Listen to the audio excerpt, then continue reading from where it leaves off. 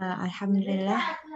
Demikian sudah kita simak tadi penjelasan dari Ustadz guru bunda kita. Selanjutnya mari kita masuk sesi tanya jawab ya. Silakan kepada ibu-ibu yang mau bertanya, boleh secara langsung atau boleh melalui chat. Silakan, adakah yang mau bertanya langsung dengan Ustadz? Saya persilakan.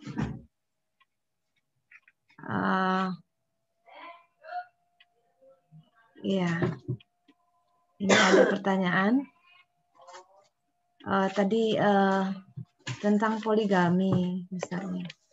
Poligami bisakah diungkap kehidupan Rasul, Ustaz? Rasul sallallahu alaihi wasallam. Bagaimana, Ustaz? Iya. Jadi bisa dikatakan semua poligami Rasulullah Sallallahu Alaihi Wasallam untuk menguatkan posisi dakwah itu sendiri. Sebelumnya harus terpahami bahwa poligami Rasulullah Sallallahu Alaihi Wasallam tidak terlepas daripada syariat itu sendiri. Jadi kalau poligami Rasulullah itu dipahami dengan tinjauan sosial, tinjauan psikologi, tinjauan macam-macam, bukan keimanan. Ya.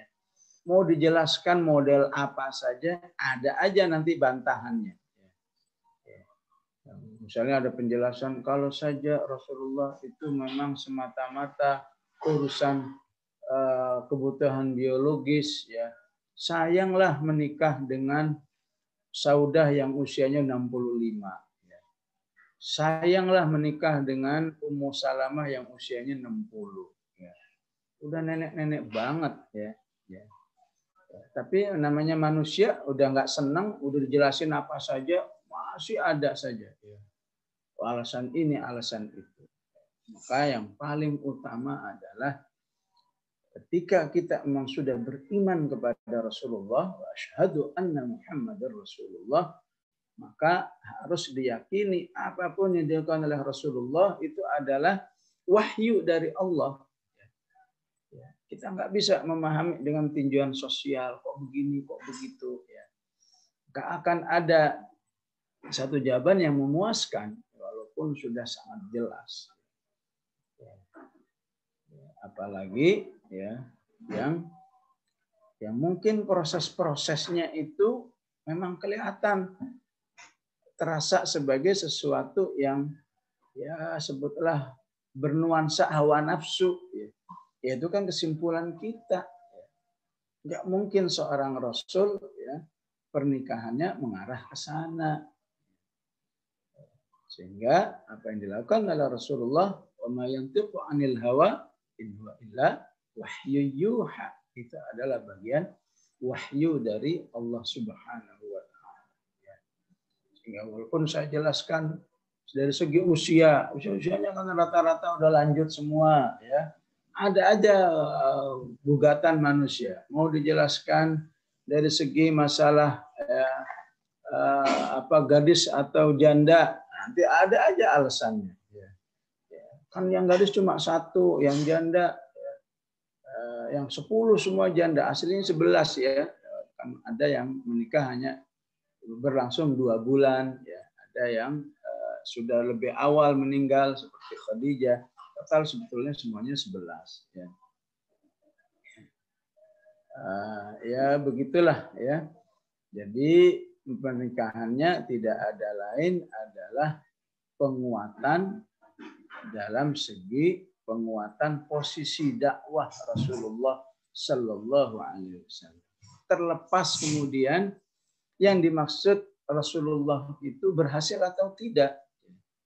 Selesai perang Khaybar, ya, Abu Dujana itu mendapat tawanan perang yang berarti budak, namanya Sofia. Ya. Karena memang Sofia ini berparas sangat menarik, ya. Maka Abu Dujana itu tahu diri, ya Rasulullah, budak seperti ini nggak pantas buat saya. buat Rasulullah Sallallahu Alaihi Wasallam saja.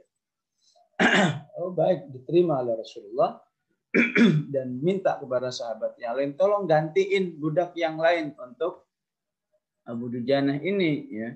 Maka Rasulullah mengatakan, wahai Sofia, ya, kamu mau milih Islam atau tetap dalam keyahudiahan? Ya. Kalau mau milih Islam, maka kamu saya merdekakan dan kamu saya nikahi. Dan kemerdekaan ini adalah maharnya. Ya, kalau milih Yahudi, ya silahkan. Ya, kita tidak memaksa. Ya, seperti itulah penghargaan Rasulullah kepada manusia, betapapun statusnya Buddha. Maka Sofia pun mengatakan, ya Rasulullah, sebenarnya saya ini beriman kepada kebenaran Islam, termasuk kebenaranmu sebagai Rasulullah, jauh ya saat engkau sudah masuk Madinah itu, ya, cuma keluarga besar saya itu, ya, jangankan ingin mengatakan Islam, cuma bermimpi ada bulan yang mendekati saya aja, itu saya langsung digamparin. Dan ini buktinya.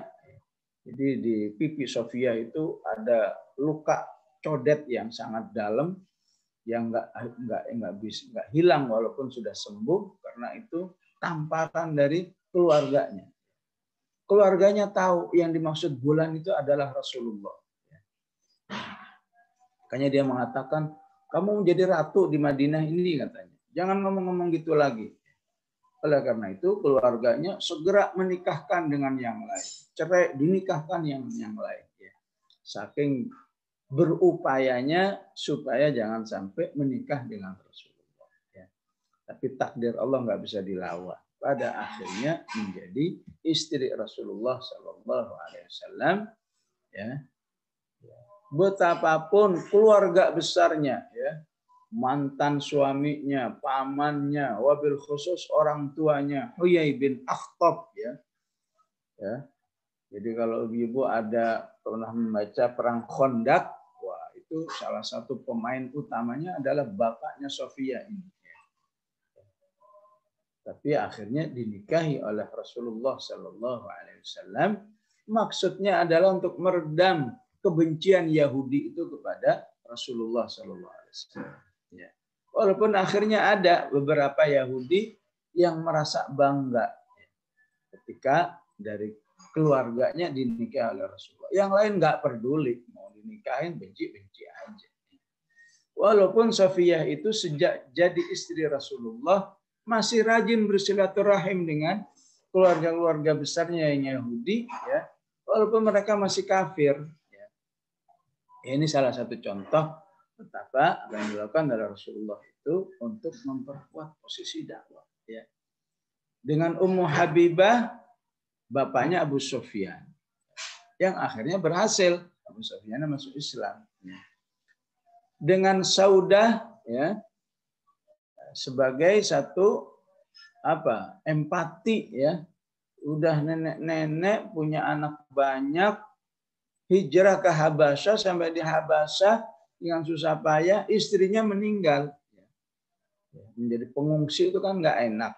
Gimana udah mengungsi suami meninggal. Maka Rasulullah SAW menunjukkan empatinya, dukungannya, mensupport batinnya, ya, menikahi Saudah. Oleh karena itu Saudah merasa apa? Apa iya orang seperti saya dinikahi oleh Rasul? Ya. Sehingga apa?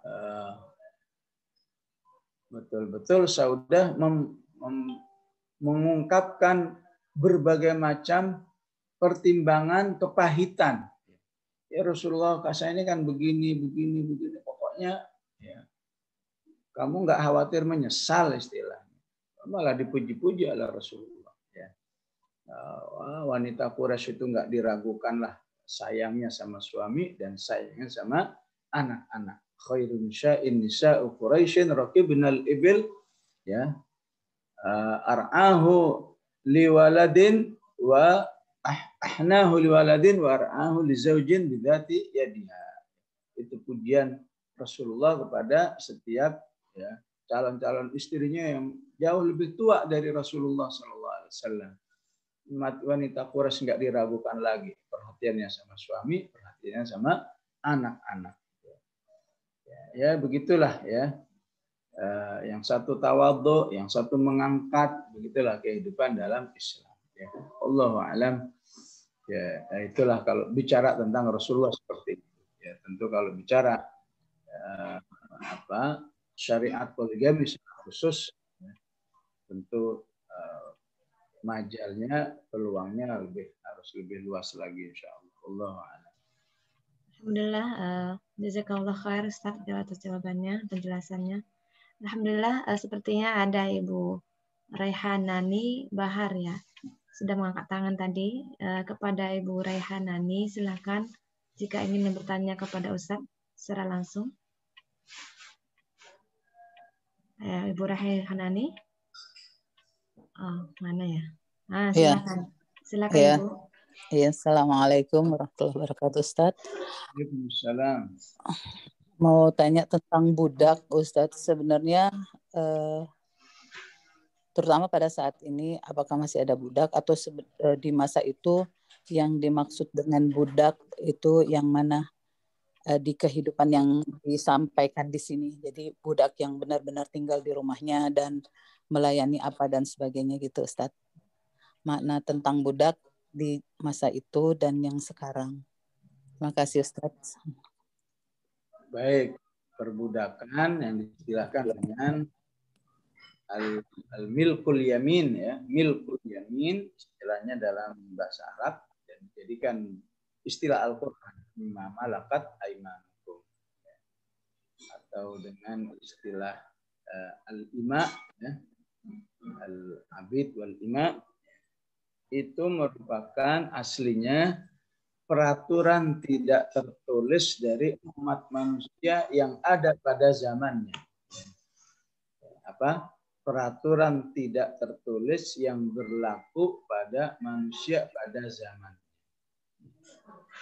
Bahwa siapa yang kalah perang, ya, maka yang kalah perang itu dari tawanan itu ya bisa dipenjara, ya, bisa ditangkap, bisa dibunuh, ya, dan bisa diperbudak. Itulah peraturan yang berlaku pada zamannya seperti itu, ya. Jadi Islam datang dalam kondisi umat manusia terikat oleh sebuah peraturan itu, sehingga nggak mungkin bagi Islam untuk tiba-tiba membatalkan begitu saja.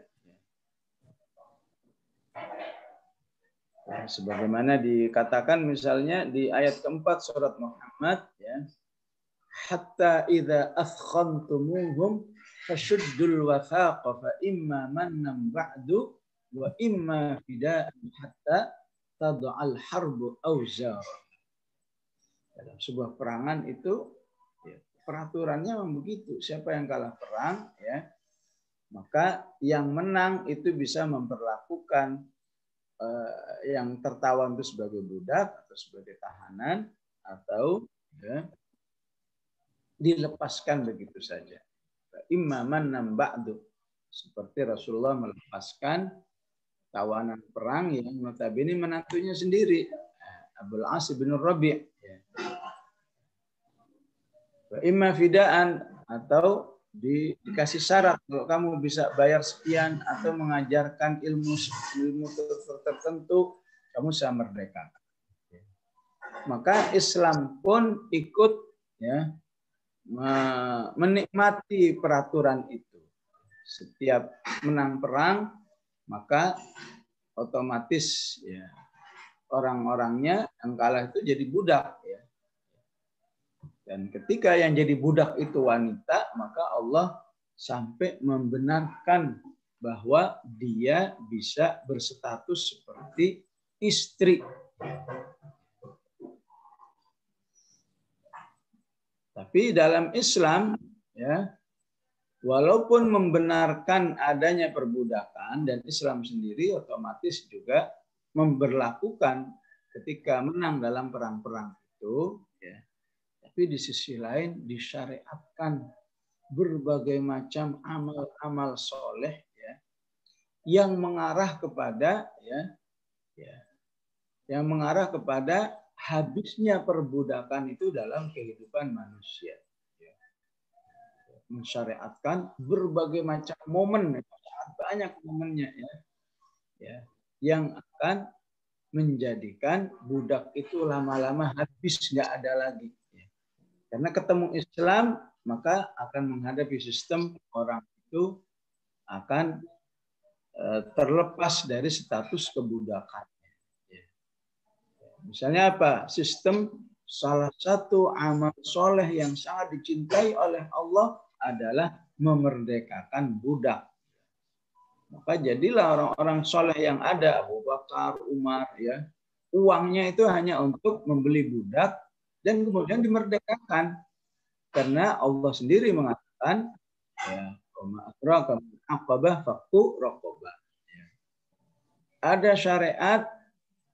Siapa yang melakukan kesalahan tertentu seperti mendihar istrinya, ya, menceraikan ala bangsa Arab, maka harus memerdekakan budak. Ya. Siapa yang membunuh, merdekakan budak. Pokoknya banyak aturan-aturan kafaroh, ya. Salah satunya dengan memerdekakan budak. Sehingga bagi orang-orang yang merasa daripada puasa 2 bulan, mendingan merekakan budak. Maka dengan demikian semakin banyak tiap tahun itu ratusan, ya, budak-budak yang termerdekakan. Termasuk siapa yang punya budak perempuan, maka halal bagi pemiliknya. Halal bagi pemiliknya. Jadi nggak perlu nikah lagi, udah. Sebagaimana perlakuan Rasulullah kepada Maria. Ya. Tapi jangan dikira dalam Islam itu, wah, berarti Islamnya agama syahwat nih, ya. Budak langsung bisa halal menjadinya. Ya. Maksud Islam, ya, jika budakmu kamu perlakukan sebagai istri, bagaikan istri, kemudian dia hamil punya anak, maka otomatis dia merdeka. Otomatis budak itu merdeka. Disebut dalam syariatnya ummul walad. Dan tidak sedikit budak-budak wanita yang kemudian jadi merdeka karena, ya, setelah digauli oleh pemiliknya sampai punya anak, otomatis syariatnya mengatakan dia merdeka. Ya, inilah syariat Islam yang, ya, istilahnya jarang diketahui manusia, maka manusia taunya, ya, bahwa yang menghapus perbudakan itu, ya, tokoh dari Amerika, ya, Abraham Lincoln. Padahal aslinya ya Islam. Ya, begitulah sejarah suka memanipulasi kejadian yang sesungguhnya. Baik, Allah a'lam. Baik, Ustaz. Alhamdulillah. Ini ada pertanyaan selanjutnya dari Ibu Biworo, Ustaz. Assalamualaikum, Ustaz. Afwan mau bertanya, jika ada istri yang tidak menyetujui suami berpoligami, apakah berdosa? Karena ada beberapa teman yang suaminya menikah lagi tanpa persetujuan istrinya. Nah, bagaimana Ustaz menanggapi hal ini, Ustaz? Silakan, Ustaz. Wah, ini temanya panas nih loh. Tentang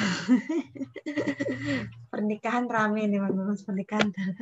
Gini, ya, dalam Islam itu ayatnya mengatakan begini. Wa inni mra'atun khafat min ba'liha nusyuzan aw i'radan fala junaha 'alaihima ay yusliha bainahuma sulha wa sulhu khair, dan seterusnya, ya. Salah satu pemahaman dari ayat ini, ya, hendaklah suami istri itu bisa saling berusaha berbuat sesuatu yang membahagiakan pasangannya, ya.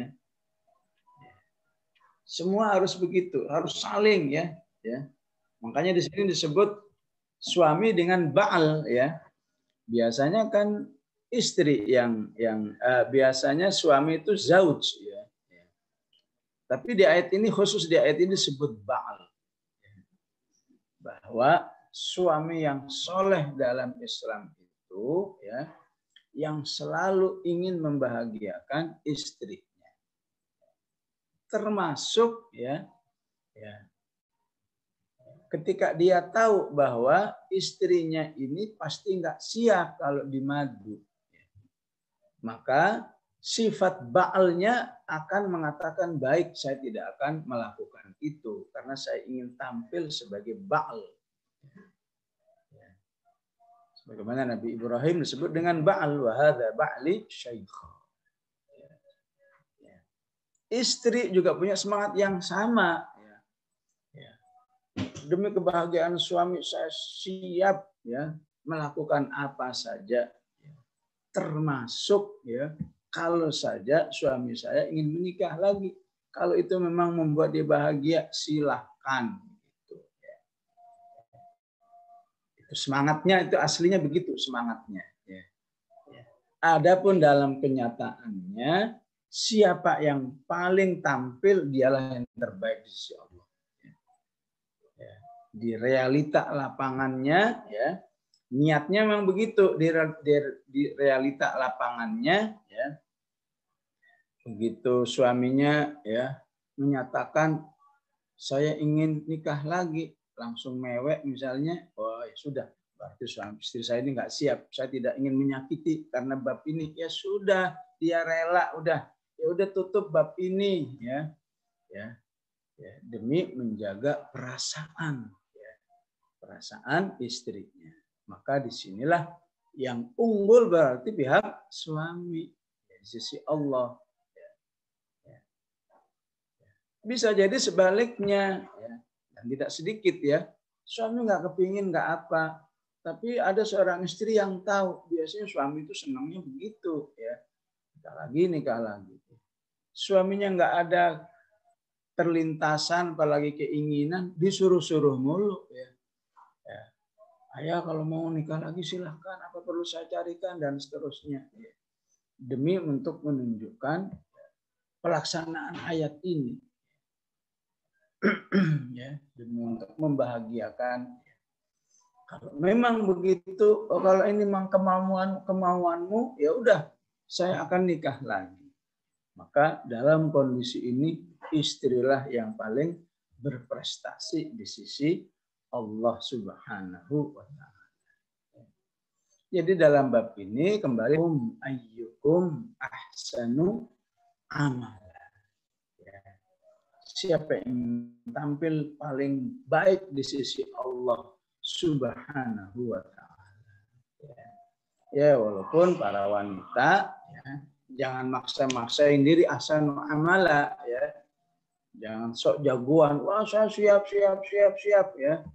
Begitu suaminya betul-betul nikah, langsung nggak bisa tidur sebulan misalnya. Siap, kalau nggak siap, jangan disiap-siapin, alami aja. Ya. Begitu asli pelaksanaannya. Adapun di luaran sana belum sesuai dengan ayat ini, ya sabar saja, ya.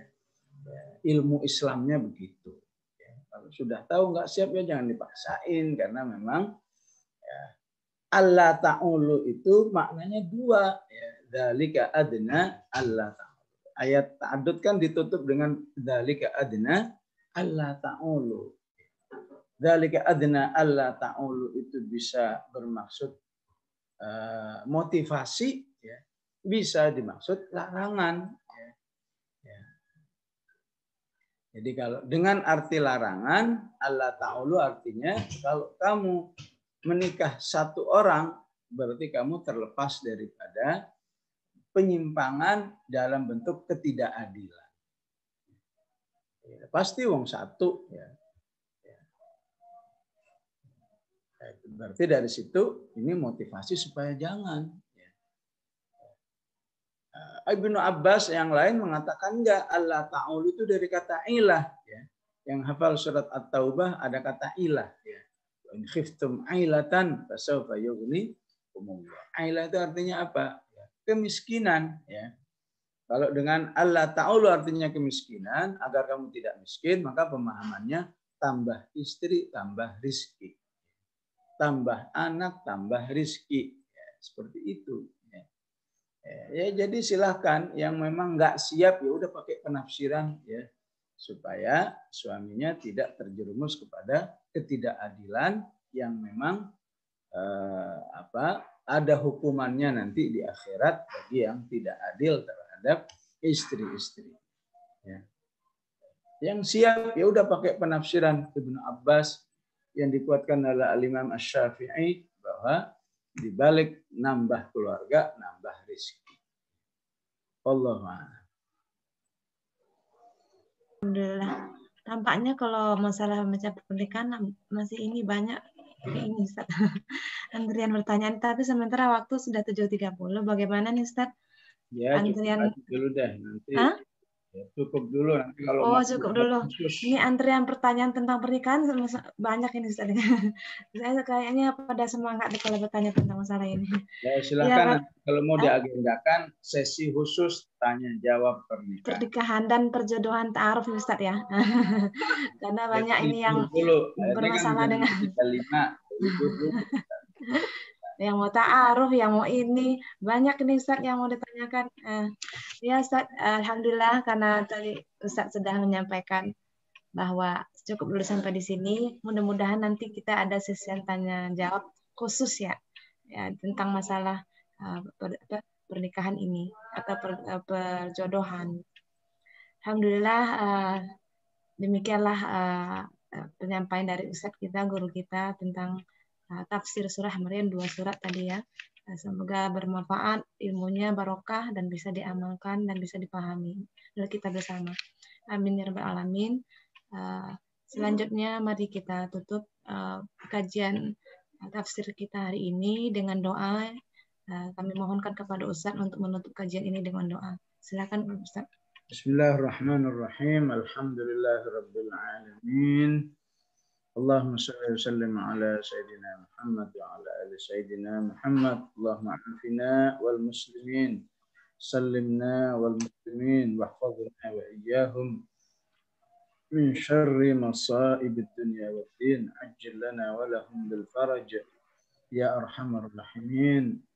اللهم اشف مرضانا ومرضى المسلمين اللهم اشفهم شفاء عاجلا شفاء لا يغادر سقما اللهم ربنا لا تزغ قلوبنا بعد إذ هديتنا وهب لنا من لدنك رحمة إنك أنت الوهاب ربنا هب لنا من أزواجنا وذرياتنا قرة أعين واجعلنا للمتقين إماما اللهم ارحمنا بالقرآن واجعله لنا إماما ونورا وهدى ورحمة اللهم ذكرنا منه ما نسينا وعلمنا منه ما جهلنا وارزقنا تلاوته آناء الليل وآناء النهار برحمتك يا أرحم الراحمين وصلى الله على سيدنا محمد وعلى آله وصحبه وسلم والحمد لله رب العالمين السلام عليكم ورحمة الله وبركاته.